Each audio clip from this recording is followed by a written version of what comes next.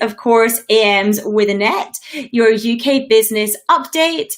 Weekdays at 11 a.m. My name is Annette Ferguson. I am CEO of Annette & Co, UK-based accounting firm. I'm a chartered accountant and certified Profit First professional, and I help business owners take home more money from their business for them and their families to enjoy.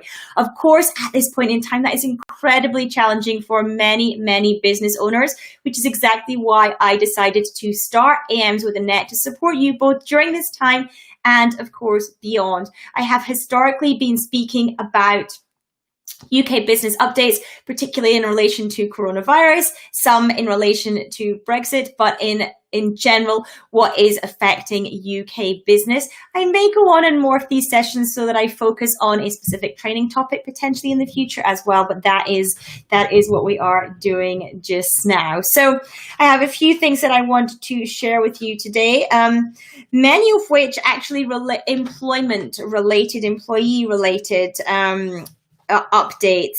There hasn't been anything major that has come out over the last 24 hours other than employment numbers, employment data, and job loss data, of course, as well. So I'm going to take a drink of my tea and then we're going to dive into what we are discussing today. But whichever platform you're on, thank you so much for joining me. And please do make sure you say hello in the comments as well.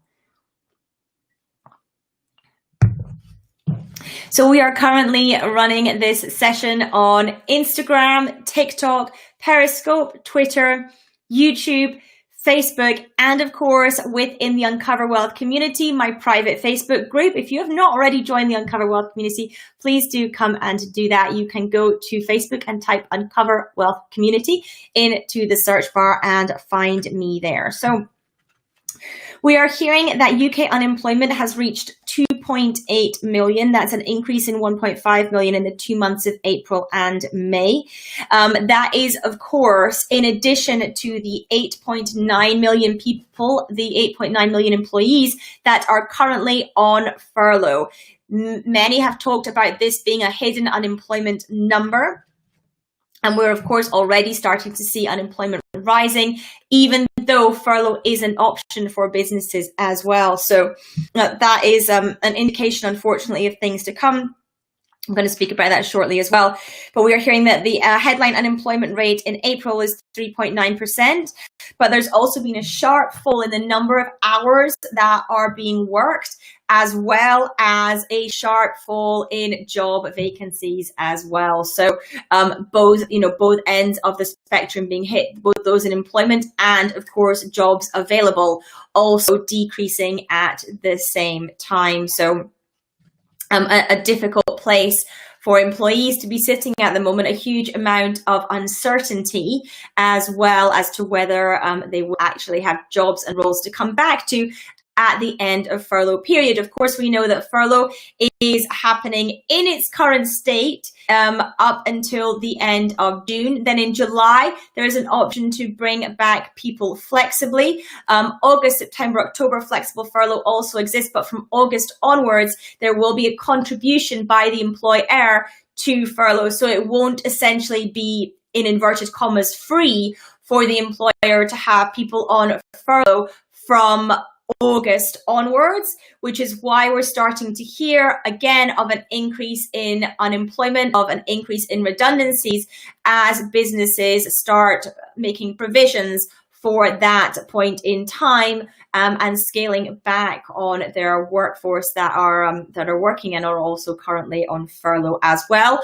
With the rules around notice periods and things for people being put at risk of redundancy, if you have a big company, if you have more than 100 employees that you are putting at risk, there are certain time frames, there are longer time frames that you need to give for that, which is why we're starting to hear of a lot more potential redundancies being announced, and that will continue over the next coming weeks as well. Thank you for tuning in, KR Business Assistant. I appreciate it. Dimitri, thank you for tuning in as always. I very much appreciate it. Whatever platform you are on tuning in, I do very much appreciate it. On 15th of June, which is when we are recording this, that is yesterday, we saw shops open in England for the first time, non-essential retail shops open in England for the first time since lockdown. And we saw very big queues in many places.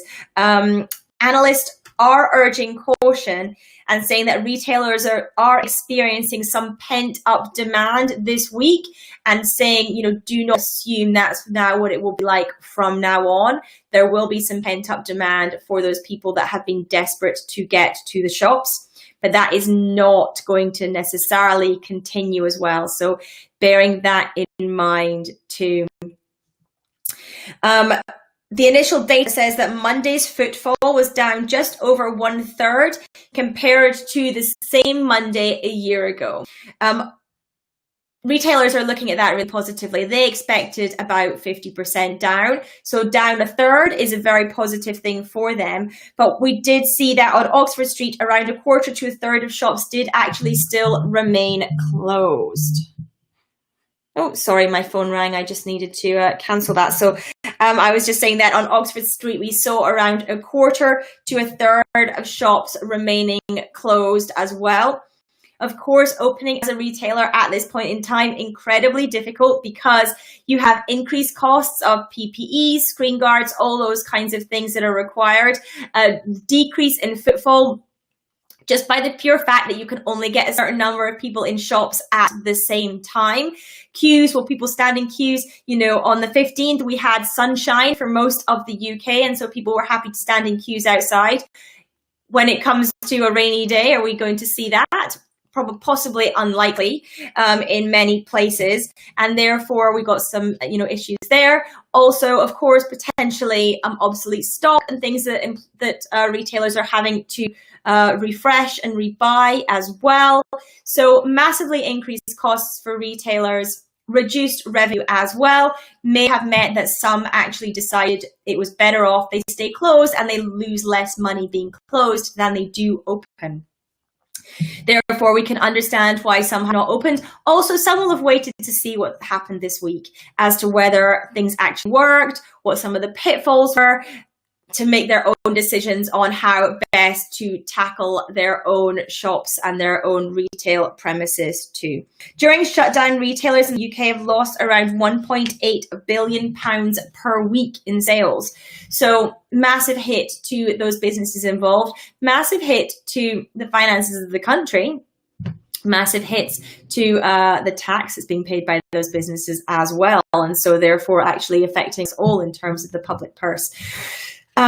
So that's we're still going to wait to see how the rest of the first week non-essential retail opening in England have been, and see how that goes as well. I'm just going to block some inappropriate comments. Block. There we go. We're all good. So, repaying furlough. So yesterday, I spoke about IKEA and how they were giving back furlough money in all countries that they had claimed furlough money in, because the decrease that they had experienced was not to the same extent as they thought it might be. They were worried that it would be worse than it actually is. And therefore, they are actually repaying furlough money in all countries they have accepted furlough money in.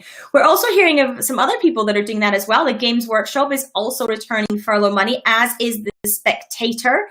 They are returning furlough money, and so are Bunzl, which is a large distribution company too. So we're hearing now of more companies saying, actually, what, we didn't need this furlough money in the end. We've not lost out as much as we thought we might, and therefore we're happy to return this furlough money that we received. So that's quite an interesting move by a few businesses there, and we may expect a bit more of that too. Good morning, Sue. Thank you for joining me. Yeah, Richard, it is crazy. £1.8 billion a week on the high street. It's a really incredible number, and much higher than you would initially perhaps think. Maria, thank you for joining me. Morgan, thank you for joining me. Hey, Heather, it's lovely to see you. Thank you for tuning in and joining me. I do appreciate you hopping on. It must be quite early with you, Heather. I know that you're in the US, so it must be early morning with you. Along with, the unemployment numbers that we were speaking about, we are also, there's a whole host of companies now announcing job cuts. Trevor Perkins is the latest with 2,500 jobs. We've already heard that Jaguar Land Rover cutting 1,000 plus agency staff, Capita 400 jobs, P&O 1,100, Ryanair 3,000, EasyJet 4,500, which is 30% of their workforce. Virgin 3,000, BA 12,000, BP 2,000 in the UK and 10,000 worldwide. Aston Martin 500, Bentley 1,000, Rolls-Royce 1,000. These are big numbers, and these are all people. These are all individual people and families in the UK.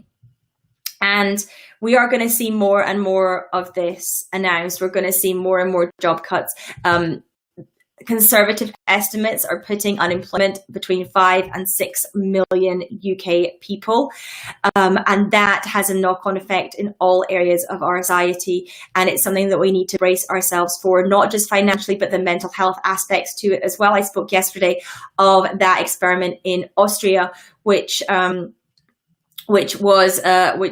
gave some pretty scathing results in terms of apathy, mental health, all those kinds of things too. So it's a very worrying place if we're going to have mass records of unemployment in the UK. And it's something we need to be really aware of as a society, not just, as I say, from the financial side, but also from the emotional and the mental health side of things as well. And are we set up to deal with that as a country?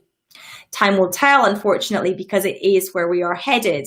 But it doesn't make it any easier nonetheless, knowing that that is where we're going. So very, very difficult times as well. Of course, if you are a UK business and you are able to employ people at this time, you're able to take on staff. If you are growing, then great. You might have access to and some incredible people that you are able to take on board that are currently losing their roles. So that is very positive. If you're a small business and you want to employ, then awesome. That is great.